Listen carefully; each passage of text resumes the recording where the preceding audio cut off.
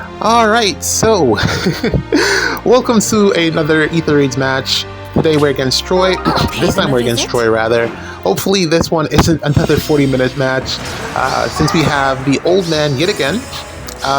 This time we're going to go with the Céline team, since there's only one ranged unit here, and I'm pretty confident in my current Neathogger build against this Athus, and also he's locked, so he won't be attacking on turn 1. So turn 1 we're going to get rid of Sigurd, and then from there on we'll figure out how to deal with the rest of the units.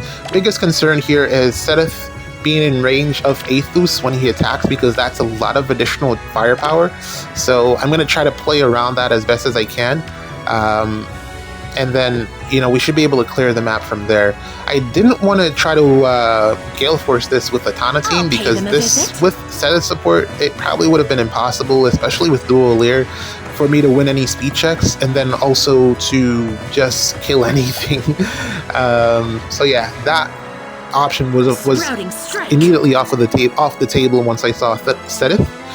And then the only other option would have been to double tank it with near save and far save, but that would have taken too long, and then I don't know how I would have been able to take out Neathogger with the double save team, which I realized that I have not used in forever since I made it. I don't know, maybe I should just take out Nagi and replace her with a different, but then having double save is so the original reason I made that team was to combat against Sigurd and Felix combination, but it's getting to a point now in the game where you don't really need both a save unit and near save unit to do that. You can just do that with an infantry god sword. There's Omni-Tank. There's so many of them that can just fulfill that frontline role that you don't need to do that with Nagi, who is the near save on that team. But 81 HP. I've been giving her Dragon Flowers since I've realized that I'm not going to be able to pick up a copy of her from Binding Worlds. It just hasn't happened, so I'm just going to full send and give her Dragon Flowers. So I'm currently up to 20, and we'll see if I can get enough. That's 20, 25, my apologies, 25, 30, 35. Well, oh no, she only goes up to 30. So it's 100 and it's 1200 more. And then she's at max Dragon Flowers. So over time, I should be able to get there, especially if I'm able to get like another Larather or something from, you know, a banner, because that will be a merge, and then that's 600 right there. But until then, you know, she's really, really good. Trust me. And armor skills, more armor skills are just coming out, which just continue to make her better. And she's just aging really, really well. I probably, you know, it's probably good to bring that up. Just looking at the only thing she doesn't have is Shield Fighter, but then you know, Shield Fighter, Hardy Fighter is good enough, especially for offense. But this video is recorded after the what do I want to call it? The full trailer, the full banner for the Valentine's units. I'm gonna put Snake Lady here by herself so she doesn't get hit with the AoE, because I don't want her to be. I want her to be at full health when she has to tank Athos. So we're gonna move her out of the AoE range here, and Sita should be able to take care of that. Peony's here because extra speed, but it's not 100% needed. But I just wanted to give a Toon Peony a shout out here because she's pretty decent. The closest option to Seteth while not being Seteth. Still waiting on that full Seteth ult. But yeah, Valentine's banner. Finally the units are out. Edelgard first up. Disappointed that she does not have pass. She does seem to be doing her extra action gimmick, but without pass it really doesn't mean anything. It looks like she's doing something similar to what Felix can do, which is pretty neat, but again, without pass it means nothing, because Assault Troop really wants to have some type of pass capability built, or Assault Troop really would have benefited from having some type of pass capability built into it. But it looks like she's going to be hitting pretty hard. It looks like she's able to step on traps, if I'm reading it correctly, and then being able to move again. I don't know if I misread it. I haven't like thoroughly gone in depth. I just did a quick overview. I was like, words, words, words, words, words, true damage, words, words, stats. Okay, cancel and move again. Interesting. And then, you know, they got the demonstration in the video, but not exactly answering my question. So maybe, you know, if I pull on her or I pull on the banner, well, I'm definitely pulling on the banner because Dimitri actually looks insane because of what he's able to do. I'll get to him in a minute, but yeah, if I get a copy of her, I'll, I don't know what season I'll put her in. I probably won't even use her on offense because pass. Pass is, not having pass is a really big problem for initiators. Unless you're just able to cover Sigurd range, not having pass is a problem. So yeah, there's that. I think that sums her up. Yeah, I think that sums her up. Yeah, let's go now to Dimitri. Dimitri is insane. Primarily his B skill. And I really like how they've evolved his atrocity into now it doesn't only inflict debuffs and stat swings, it also cancels out or removes 2 status effects from the unit that you attacked, as well as units within 2 spaces of that unit. And I think that is an insane effect to put into the game. It's essentially it's not stealing status effects like Nurgle. It's just canceling them out altogether, and I think that's pretty good because of what it means for Divine Nectar and near saves. Because near saves, the main way that they can survive against Sigurd is with Divine Nectar. But if Dimitri is attacking into them and canceling out that Divine Nectar, then Sigurd can just go in and blow them up. So what it means now is that you might have to have some form of Breath of Life to ensure that your near save doesn't die in matchups like that. I guess that's one way that you can do it, but then Sigurd has so many options to stack his defense to ensure that you don't get any healing out of Divine Breath of Life, and then also he has the Fatal Smoke, so it feels like Dimitri was a buff to Sigurd, and having both of them on the same team is really going to benefit you in the long run. Interesting that they didn't give him the Vantage playstyle that Winter Dimitri had. I thought that would be in there, but it's fine that it's not, because one of his biggest weaknesses was that he just wasn't able to do enough damage on the retaliation hit.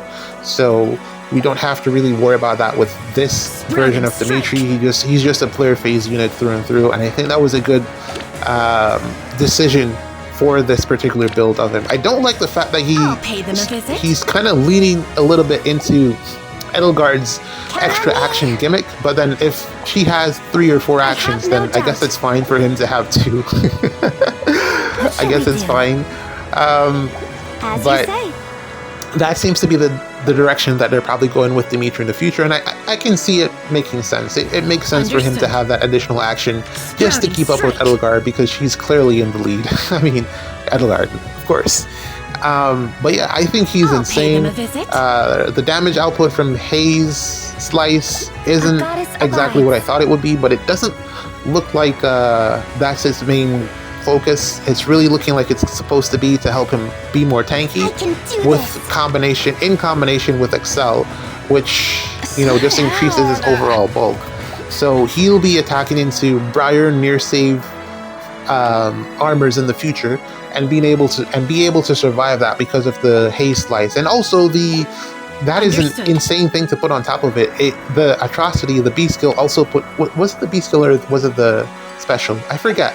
But it also puts down the miasma terrain, granted a smaller version of it, which thank God, because the big version just covers the entire map and then you can't see anything because everything is all purpley. But it puts down the terrain, the miasma terrain, which gives you stat swings, and that's exactly what I've been doing with Kana. So this is just a melee cap version of that, and I think it's the tits. It's really, really good. I'm thinking of using him maybe in Light Season as a replacement for the Edelgard team. I'll get us there. We'll see how that goes. I don't know. Yeah, we'll see how that goes. But that's my current thinking. Or maybe I'll put him on the team with Crom. And remove Felix. There's a thought. Because he can get the extra action as well, just like Felix. So that's definitely something that I can do. And he has Shadow Shift as well. So that's some additional mobility that you're getting there. So, I don't know. Is he better than Felix? That's the comparison. That's the immediate question that I'm looking for an answer for. Is he better than Felix? And I don't know is my answer. As of recording, this is like literally right after the video. I don't know, right after the trailer. I don't know if he's better than Felix, but I do think that he has potential to be. I'm very surprised that Seteth is not dying here. We're going to have to be a little bit creative with getting Seteth out of here, because once we get rid of Seteth, it's going to be a lot easier to clear this map. He's been the main target of my hit and run strategy here. I'm just trying to get him to not be here, and then the armors won't be as tanky, Ather won't be as offensively powerful, and then Athos won't hit as hard. So 1, 2, 3, yeah, definitely want to get rid of Seteth here. Very glad that he exposed himself. That sounds crazy, but yeah, that's what he did. And we're going to be able to take him out here. Who do we give the final hit to? I don't want to hear that. Reposition. I think we're going to reposition down, and then he should still be in the range, Lin Ring range for Céline. The Panic Smoke actually coming in clutch here. Really strong. I really like Panic Smoke. I wish that it gave some in-combat stats as well, just a little bit, not too much, because in comparison to things like the Oath skill, attack speed Oath, and then the Incited skills, it's not a really great comparison, but then you can probably outsource those two things as well. So it's 50-50, I guess, but I think Panic Smoke is really good. There's just not enough of it to go around, but I'm really glad I was able to get it on Céline here. But anyways, Dimitri is insane. Really looking forward to using him. And then we have Claude. And I think Claude is also insane. Damage, DP. He gives me a lot of shades of Bernadetta in terms of what he's capable of. I didn't think they would power creep Bernadetta so quickly, because he's doing what Bernadetta does without having to chip himself down. He just needs to attack. And that's basically he's what Dimitri was for Christmas. So I think he'll do Dimitri's job better than him, since the bow typically should hit harder, I think, and also the stat swings that you can get from his weapon, his vantage, and a bunch of other stuff. I forget exactly what, and the gravity is also a huge boon as well, so that's a huge effect to have in it too. So yeah, I think this Claude is probably the best Claude that we've ever gotten, aside from Wind Tribe Claude. I don't know like what they're gonna do with the refine for Summer Claude, because now we've gotten like 2 different Deep Star effects, and I don't know which one of them they'll pass on to Summer Claude, because he's gonna get a refine eventually, and most people have him at +10. So I don't know which one of the 2 would be like for a demo unit. You don't want to give him the craziest skill, and I think Vantage is probably a bit too strong. But then it's going to be down to when he actually gets his refine. So, there's that to be considered. But yeah, I think this Claude is insane. I think he's probably going to be able to take out Neathogre, the red one. Maybe not the blue one, but we'll see. Testing, maybe triangle attack, we'll get that out. But, we'll see. We'll get to that point eventually. And then we have Rhea, the duo unit. I was very surprised. Right now what I'm doing is I'm avoiding the Divine Nectar, the Null Miracle. I want to be able to heal, because I don't think I'm going to take out this old man with Laguz Friend 4 with Neathogre. Typically she's able to KO him in 2 hits, but with the Laguz Friend 4, I don't believe she's going to be able to do that. So I'm trying to make sure that she has a way to heal, to be able to, keep going. This is gonna take a couple more turns, unfortunately. And also she's away from a lot of the debuffs and stuff, so that's not enough damage. I can tell you from just looking at it. And also, since he's packing his special, Pulse of Ploy is just not great, man. Because it keeps charging your special every turn by, you know, 1.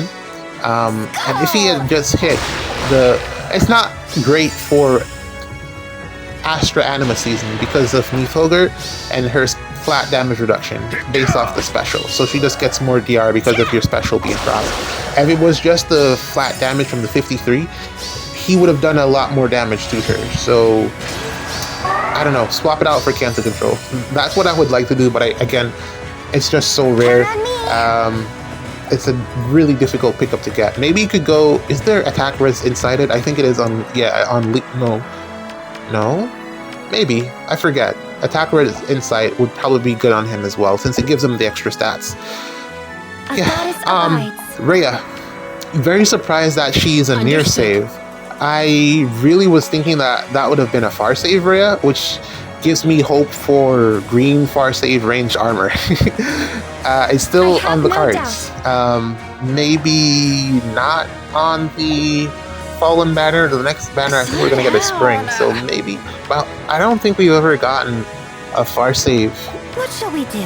It's typically always like some type of flyer, calves. We typically don't get armored units for the Spring Festival, if memory serves.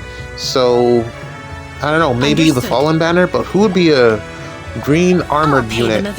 Green armored mage for the Fallen banner. I don't know who that would be, but yeah. It's still on the cards. That's really what the game is missing. Maybe they won't even... I mean, we got Hubert, but... Hubert. Yeah. And he's not green, he's red, so there's that.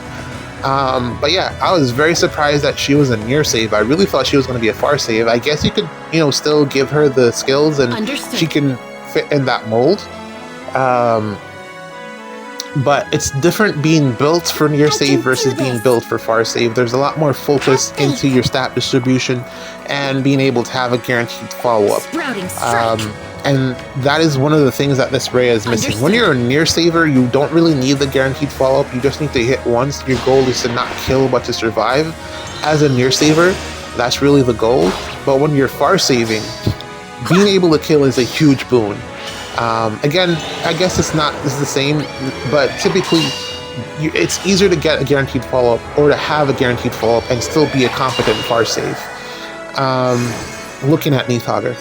And there were units before Nidhogger that were able to do that. It's just that Shield Fighter has taken over the meta because units are hitting so hard that you just need that amount of damage reduction.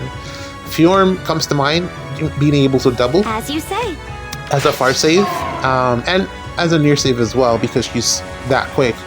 But looking at Rhea, I don't know how long her B skill will last, because it doesn't have a guaranteed follow-up. I guess you could give her that one in the S slot, the whatever slot it is, to give her the guaranteed follow-up that way. I'll pay them a visit. Does it have the guaranteed follow-up, or is it just the low? I forget, but I guess that's one way to do it.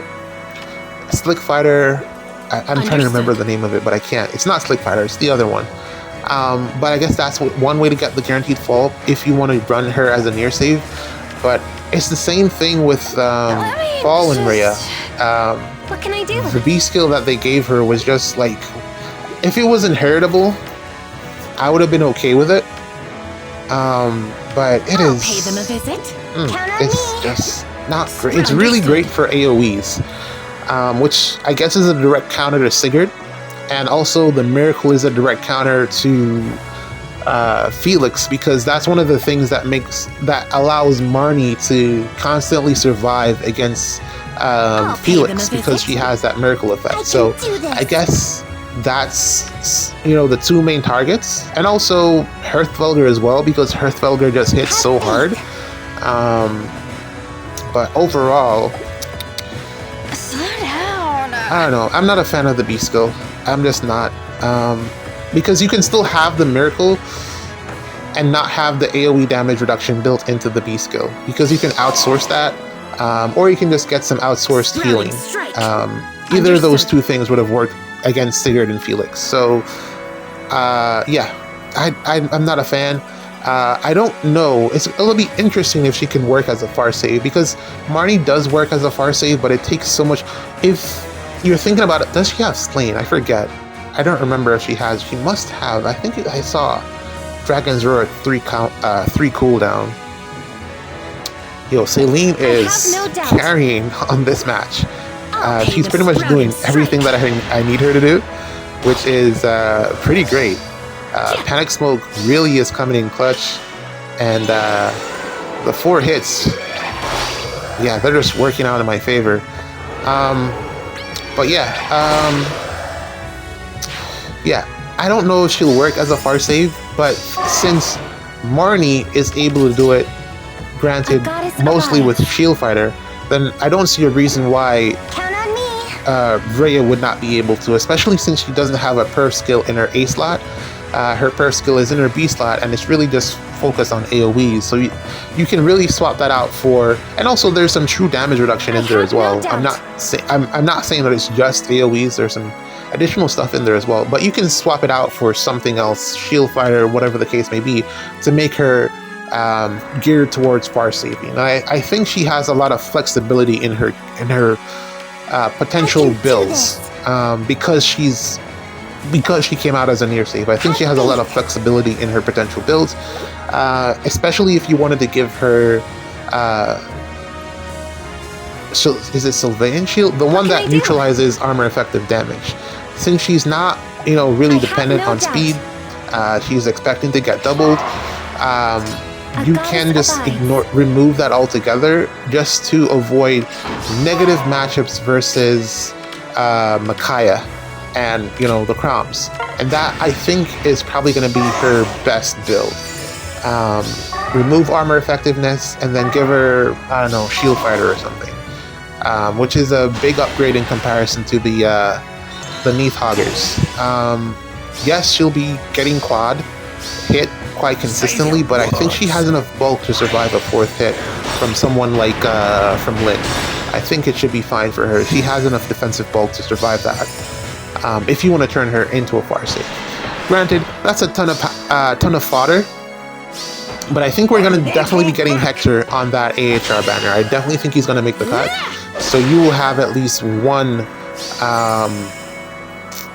copy of him to upgrade her to a far save, which is probably what I'm going to do. Do I need more far savers?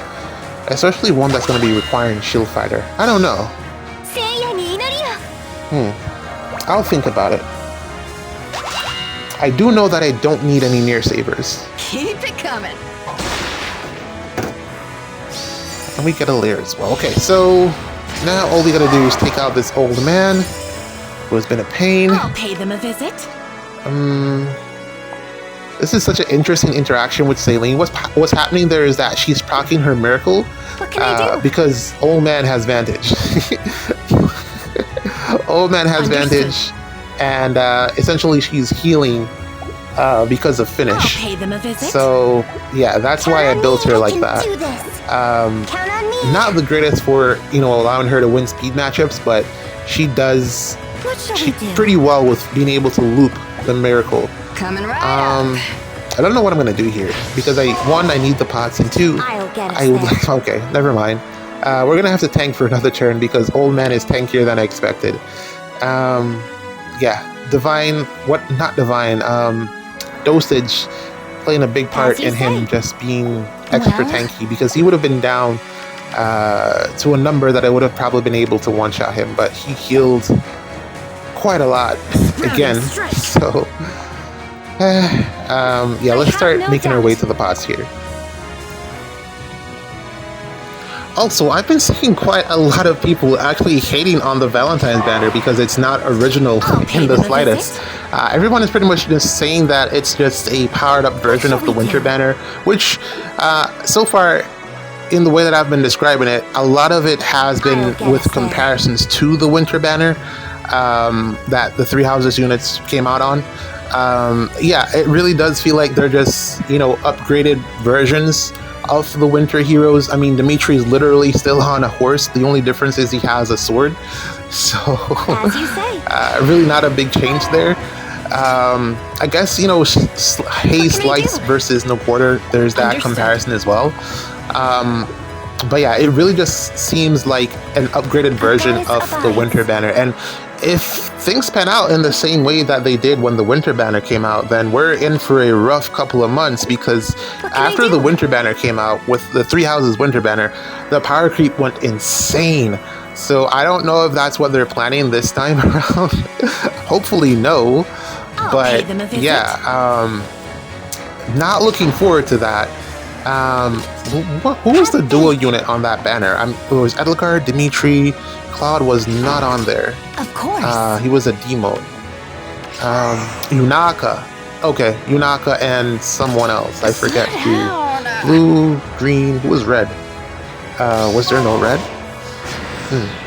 I forget. But yeah. Most people I've been seeing are like really unhappy with the selections. Personally, I think there was grounds to be way more creative with not only the unit selections, but just what the units themselves did.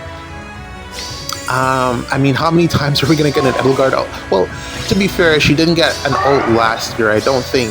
If I remember correctly, she didn't get an ult last year, so she was overdue for one.